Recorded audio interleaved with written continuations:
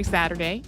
This week on the show, we talked about anthropologist and anatomy professor W. Montague Cobb. And one of the things that came up was his work debunking racist interpretations of Jesse Owens' performance at the 1936 Olympic Games. Previous hosts Sarah and Deblina talked about this back on August 1st of 2012. That actually came out during the 2012 Summer Olympic Games. So we are sharing that episode again today. One thing we did want to note before we get into this episode, if we were recording this today, we would update some of the language in it, particularly when referencing the Romani who were persecuted under the Nazis and excluded from the games. So enjoy. Welcome to Stuff You Missed in History Class, a production of iHeartRadio.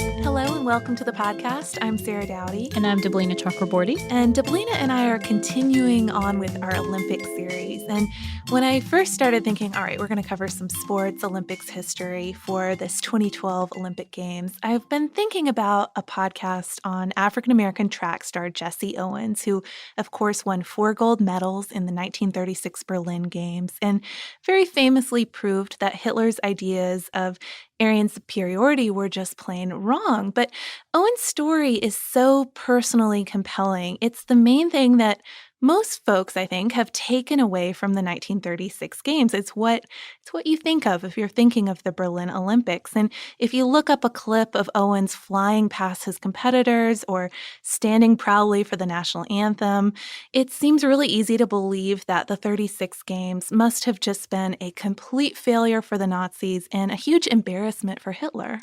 Yeah, but once you start reading more about the Berlin Games, which are sometimes called the Nazi Olympics, you realize that that's not really the case. What's often overlooked is how successful the Games were in terms of Nazi propaganda.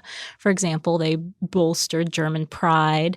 They threw off the suspicions of the international community, at least temporarily, and in a more long-lasting way, and a way less tied up with the war to come, they shaped the modern Olympic Games. Frank DeFord, Sports Illustrated writer and NPR commentator, calls them, quote, the most fascinating and historically influential games. And Frank DeFord knows his sports, too, so that's a pretty high statement. So today we're going to be looking at both Jesse Owens' story and the story of the 1936 Games as a whole. The boycotts, the propaganda, the smoke and mirrors, the athletes, whether they were African-American or German Jewish. And one thing to just consider before we even get into this is, why was the United States there? Why was Great Britain or France there? And it's something that we're going to be discussing throughout the podcast. So first, let's start out with the initial irony of the story, which was the International Olympic Game Committee awarded Berlin the Games in 1931 as a sign of acceptance. It was a welcome back, in a way, to the international community. Right.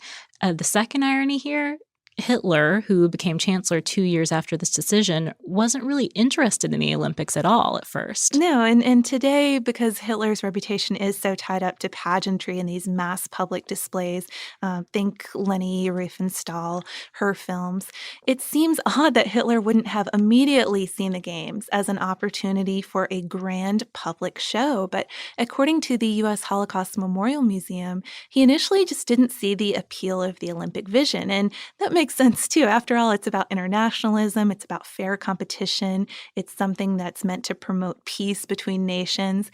You can see how Hitler wouldn't be into that. But Joseph Goebbels, Hitler's minister of propaganda, ultimately convinced him that the Games would make great propaganda and prepare German youth for war.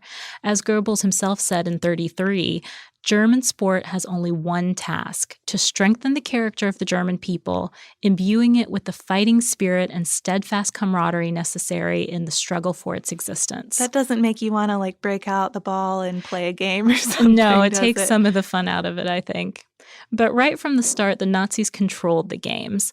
The German Olympic Committee was supervised by the Reich Sports Office, and a new stadium was built in Berlin. Colorful posters drew comparisons between ancient Greece and modern Germany and featured Aryan ideal athletes. So it was a very political thing right from the start. But to make that Aryan ideal that they were glorifying on the posters a reality for the Berlin Olympics, Jewish athletes, of course, had to be excluded from competition. And Hitler's anti-Semitic policies, which started as soon as he assumed power, also extended to sports right from the start. And one very high-level example of this was the high jumper Gretel Bergmann, who found herself kicked out of her athletic club in 1933. She was a star athlete, participated in lots of different sports, and had been linked to this athletic club for years. Immediately kicked out, she started training with a club under the Jewish Association of War Veterans with a lot of other Jewish athletes as well as gypsy athletes. But in many cases, these alternate groups for Jewish athletes to practice and compete in just didn't have as good equipment, didn't have as good facilities. They were subpar. Yeah, and ultimately, Bergman was strung along until just before the games when she was ultimately thrown off the team. The international sports community caught on to that discrimination, though, and talks started focusing on relocating the games, perhaps. The president of the American Olympic Committee, Avery Brundage, even said that, quote, "the very foundation of the modern Olympic revival will be undermined if individual countries are allowed to restrict participation by reason of class, creed, or race." So that takes a pretty strong stance on this. This is not about your politics. It's about an international sporting event. But unfortunately, Brundage had a bit too much sway in this matter because in 1934, with a position like that out there, he was invited to Berlin to investigate the situation for himself. And in a tightly managed visit, only seeing exactly what people wanted him to see, he inspected facilities, met with athletes, and came home convinced that Jewish athletes weren't being discriminated against after all, that things were going to be fine in Germany and that Berlin should certainly go ahead with the games. Yeah, but not everyone was so convinced. Many American newspapers, for example, called for a boycott. Much of the Jewish community was in favor of skipping the games, as were many U.S. Catholic leaders. One of the most prominent was Judge Jeremiah Mahoney, who was president of the Amateur Athletic Union, and he argued that Germany was violating key Olympic rules and that attending the games would basically endorse the Reich, something that became more and more evident when the Nuremberg laws were announced in 1935, stripping Jews of citizenship. So it was clearly not just about athletes here anymore. It was a statement about the whole regime, about the whole country at this point. But by December 1935, after a campaign from Brundage suggesting as far as the boycott being part of a Jewish communist conspiracy, quote, that's how far he took this, the Amateur Athletic Union finally voted down a boycott. And I find it interesting that people, up until the very end, saw it both ways. Brundage, for instance, believed that the boycott was politicizing the games, and the games were not something meant to be political. Those in favor of the boycott, though, really saw the games themselves as political, and that was the problem.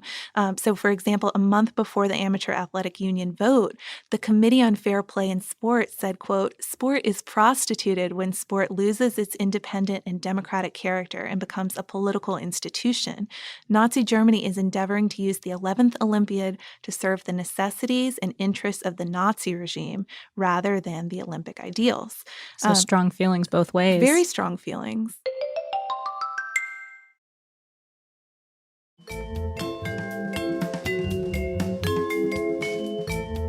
The American Athletic Union's vote kind of set the tone internationally as well. Though there had been boycott interest in France and Great Britain and Sweden, the Netherlands and Czechoslovakia, nothing had panned out. A few alternative games were planned, one on Long Island, one in Barcelona, but these had to be canceled because of the one in Barcelona at least had to be canceled because of the Spanish Civil War. But individual athletes could, of course, still boycott the games if they chose to. So several Jewish American athletes did so, including much of the Long Island University basketball team, considered one of the best teams in the country at the time, plus sprinters from Tulane and Harvard. There's, we already mentioned the U.S. Holocaust Memorial Museum site. They have a lot of interviews with athletes, American athletes and German athletes. And one is with sprinter Milton Green, who was the captain of the Harvard team. And he decided to boycott after his rabbi called him called him in to tell him all about what was happening to Jews in Germany, and he felt like this was the right thing to do. And he talked about how surprised he was that his decision to boycott, he thought it would be a big deal. He was one of the best runners in the country. It didn't really resonate with anybody. Nobody really was even aware that he had chosen to boycott. And he talked also about how every Olympics that he had watched since then, he would picture himself competing in his familiar events, missing that chance, not really feeling bad or regretful about what he'd done, but just sort of wondering what could have been, too, it seemed. Well, missing that chance, and then on top of it, feeling like nobody was really paying attention, I'm sure is like twice as heartbreaking. But the African American community, however, had a very different take on this boycott. They saw it as hypocritical since for many Blacks in the U.S., the idea of separate and unequal sporting opportunities was pretty much old news. There was a quote in the Philadelphia Tribune right before the Amateur Athletic Union vote that went, quote, "The Amateur Athletic Union shouts against the cruelties of the other nations and the brutalities in foreign climates, but conveniently forgets the things that sit on its own doorstep." And plus, there was sort of an indication of what was going to happen if Black athletes were allowed to go. Black victories would show people just how wrong that Aryan ideal was.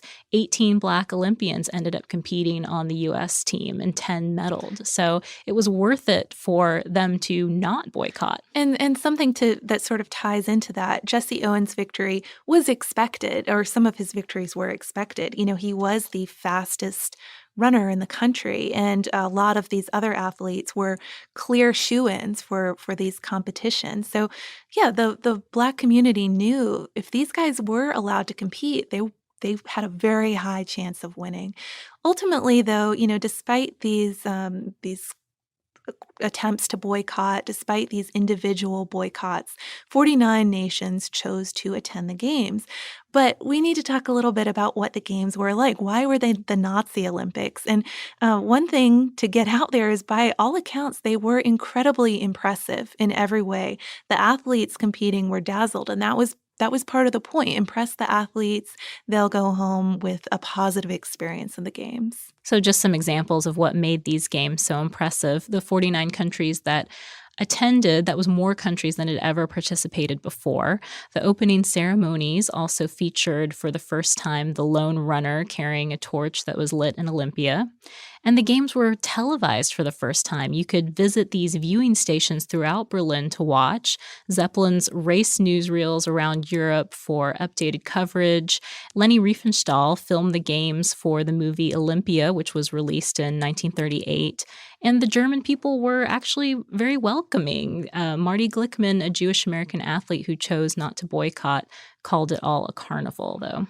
So, of course, a lot of the success, or the perceived success, from the games was from what was concealed rather than what was promoted. So swastikas were bedecking all of the arenas and monuments, but a lot of the anti-Semitic signs had come down around Berlin, at least on the heavily trafficked streets. 800 gypsies had been moved to a camp on the outskirts of town. And just 18 miles north of Berlin, the Sachsenhausen concentration camp was actually under construction during the games. I think I find this part maybe the most extraordinary aspect of this, that it was so close by.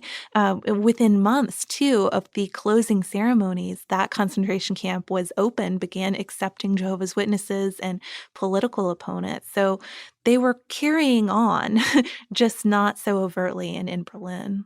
Goebbels was acutely aware of what needed to be hidden or avoided here. In the Pink Triangle episode, we talked about how Himmler was instructed to, quote, clean up the town before visitors arrived, but under no circumstances arrest gay foreigners under paragraph 175. So they hid that part of their policy during that time because they knew how people would view it. The same idea extended to the press. The Reich Press Chamber controlled all coverage and forbade stories focused focused on race or religion. So, a quote from July 1936, "The racial point of view should not be used in any way in reporting sports results. Above all, Negroes should not be insensitively reported. Negroes are American citizens and must be treated with respect as Americans." So don't publish anything that's going to get the whole country into trouble. That dictate, though, specifically regarding African Americans, proved impossible for the German press to maintain, though, after the stunning success of the Black members of the U.S. track team.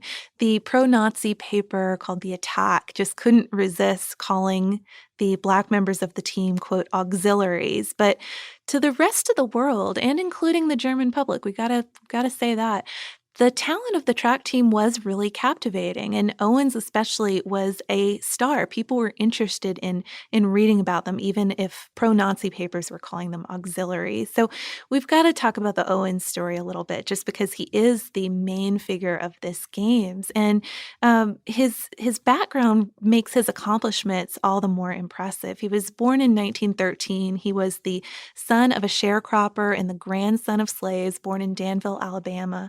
He moved to Cleveland when he was 9 years old. Interestingly, his given name was not Jesse. It was a nickname. He told the teacher his initials, which were JC, and in his Alabama accent, she mistook it for Jesse, and it stuck. Yeah, you got to be careful of those accents when you're from the South. We know that. But he started racing at 13, and by his sophomore year of college at Ohio State, Jesse broke 5 world records and equaled a 6th in 45 minutes at his first Big Ten championship with an injured back. He had been horsing around or wrestling with some of his fraternity brothers and couldn't even get dressed by himself, but he was able to break 5 world records. According to his New York Times obituary, the Big Ten commissioner, Tug Wilson, said, quote, "He is a floating wonder, just like he had wings." So, and we alluded to this earlier, clearly Jesse Owens was a favorite in the Berlin Games with that record he had set at the Big Ten competition just a year before. And he really did deliver. He won the gold in the 100-meter, the 200-meter, the 400-meter relay, and the broad jump, which is now called the long jump. And those last 2 events are especially notable. The 400-meter relay, because Owens and his fellow Black American teammate Ralph Metcalfe were not supposed to compete in it at all. There were 2 American Jewish athletes, Marty Glickman, who we quoted earlier, and Sam Stoller. They were pulled out at the last minute by Avery Brundage, and it's possible that Owens and Metcalfe were substituted because they were the team's fastest sprinters, but it's also possible that Glickman and Stoller were pulled out because they were Jewish, and Brundage may not have wanted to offend Hitler with a Jewish victory.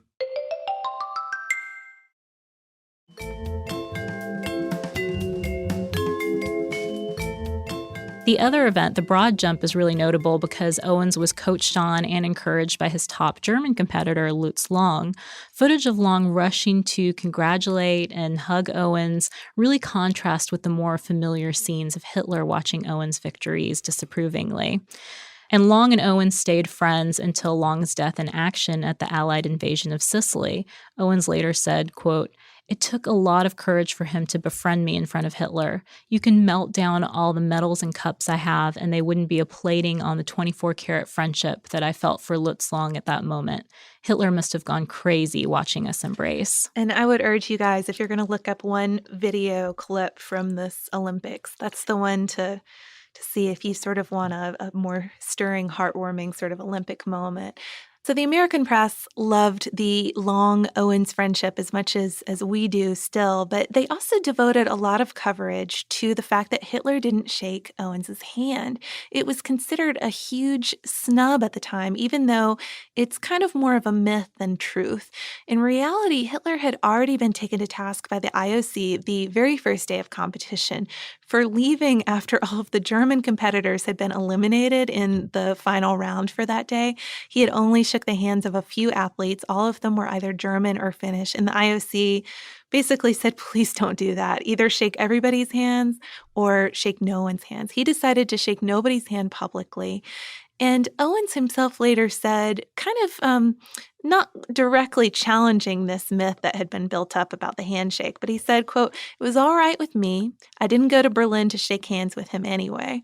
All I know is that I'm here now and Hitler isn't." The bigger issue for Owens, though, really, and a lot of the African American athletes, wasn't that Hitler didn't acknowledge them. That was just a temporary issue.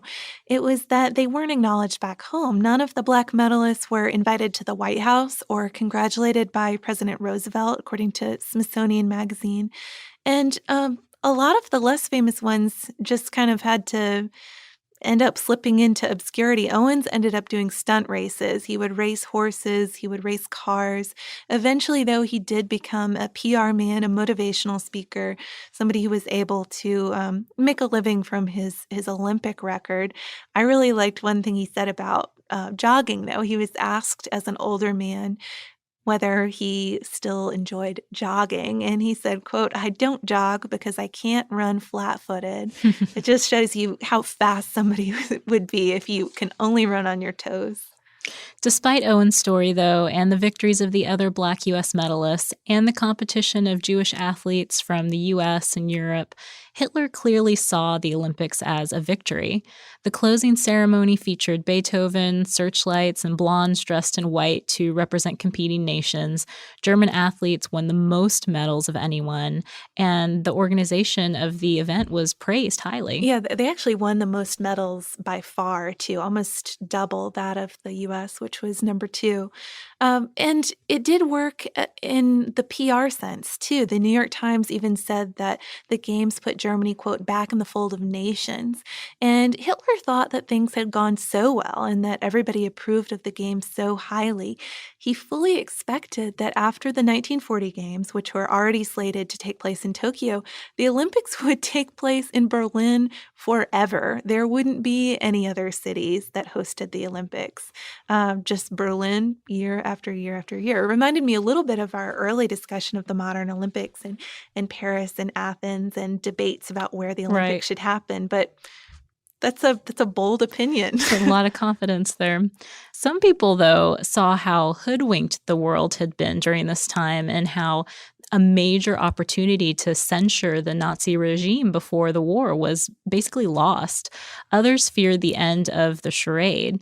U.S. Ambassador to Germany, William E. Dodd, wrote that Jews were expecting the end of the games with fear and trembling. Just 2 days after the games ended, the head of the Olympic Village, who was of Jewish descent, was dismissed from military service and killed himself. Yeah, so people were afraid what the back to business kind of regime would be like. Now that the world had gone home, what was regular life going to be like?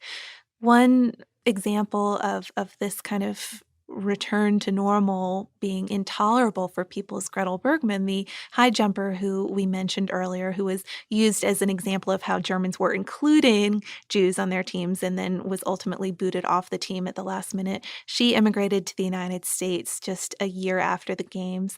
Ultimately, only 2 Jewish athletes competed for Germany. One was Rudy Ball. He competed in ice hockey in the Winter Games back when the country would host both the Winter and the Summer Games. The other was Helene Meyer, who was a half Jewish blonde. She was considered to look very Aryan.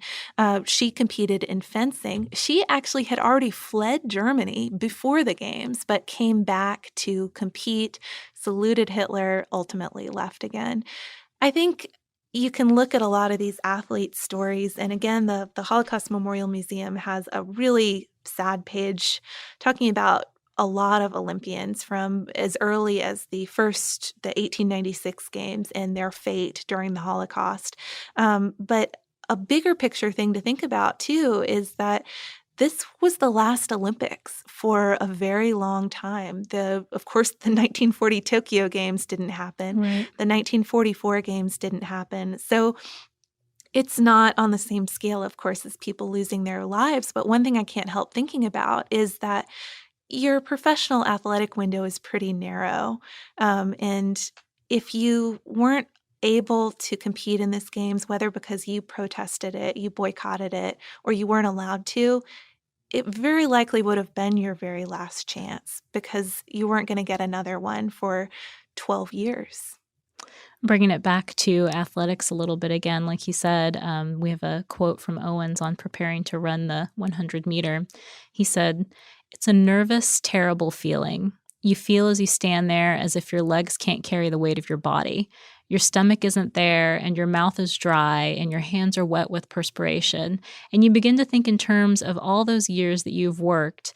In my particular case, the 100 meters, as you look down the field 109 yards, 2 feet away, and recognizing that after 8 years of hard work, this is the point that I had reached and that all was going to be over in 10 seconds. Those are the great moments in the lives of individuals." So I thought that was a good way to wrap this up because it is an individual story as much as it is a story of 49 countries coming from around the world to compete in Berlin. Yeah, and you can't really separate those stories. You can't tell Owen's story without telling the story of these very unique games and what he had to go through. So we during realized. that time. Yeah, so which is why we did that.